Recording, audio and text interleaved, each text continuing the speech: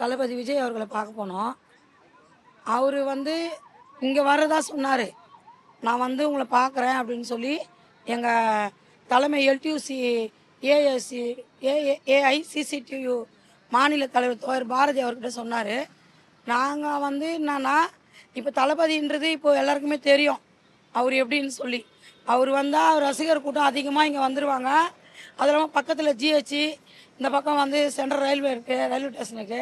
இப்போ ஜிஹெச்சில் இந்த பக்கம் 100 ஆம்புலன்ஸ், ஒரு நாளைக்கு 100 ஆம்புலன்ஸ் போகிறது.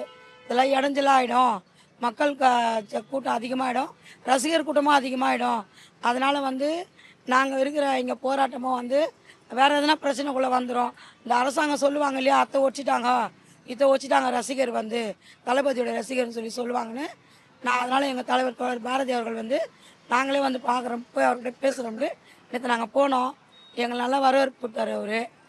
அதுக்கப்புறம் அவர் என்ன சொன்னார், எங்களுடைய முழு சப்போர்ட்டு உங்களுக்கு எப்போவுமே இருக்கும், கண்டிப்பாக நான் உங்களுக்கு சப்போர்ட் பண்ணுவேன், உங்கள் கூட நான் நிற்பேன் அப்படின்னு சொல்லி எங்களுக்கு ஆதரவு தெரிவித்தார்.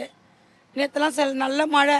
இந்த மழைலாம் நாங்கள் இங்கே தான் இருந்தோம், எல்லாருமே இந்த மழை நின்று தான் இங்கே தான் இருந்தோம். நாங்கள் எங்களுக்கு ஒரு நல்ல முடிவு கிடைக்கும் வரை இந்த போராட்டம் தொடரும்.